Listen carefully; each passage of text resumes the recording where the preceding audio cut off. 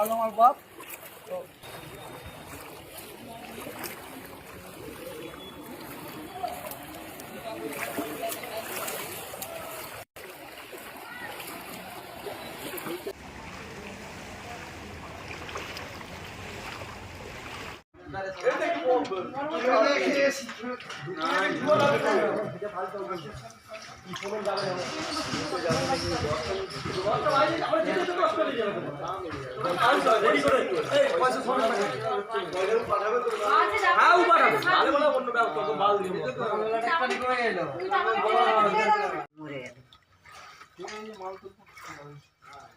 ঝাল আছে আমার কটা দিয়েছে কি নেবে নিলাম 500 বেসন একটা নারকেল তেল 200 আমার মা নারকেল তেল মাকে বলে এখনকার মেয়ের লোক মাকে কি বলবো ছেলা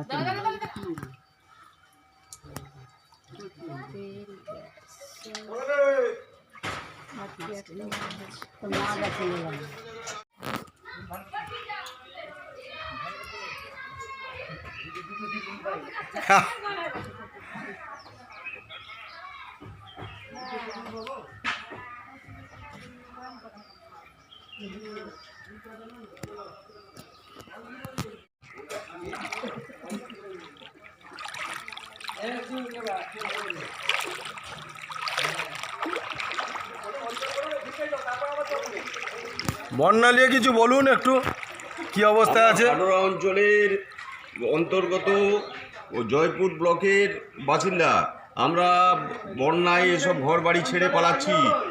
আমরা নিরাপদ আশ্রয়ে আমরা যাচ্ছি। আমাদের সরকারি সহযোগিতার প্রয়োজন খুব। আমরা খুব মানে জল আর বাড়বে, জল বেড়েই চলেছে। আমরা চাই সরকারি সহযোগিতা। আমরা এই ঘর বাড়ি ছেড়ে পালাচ্ছি সব বস্তা বস্তা নিয়ে। এই যে বন্যা হলো, কতটা ক্ষতি হলো, কি জল কতটা কমবে এখন আশা আছে?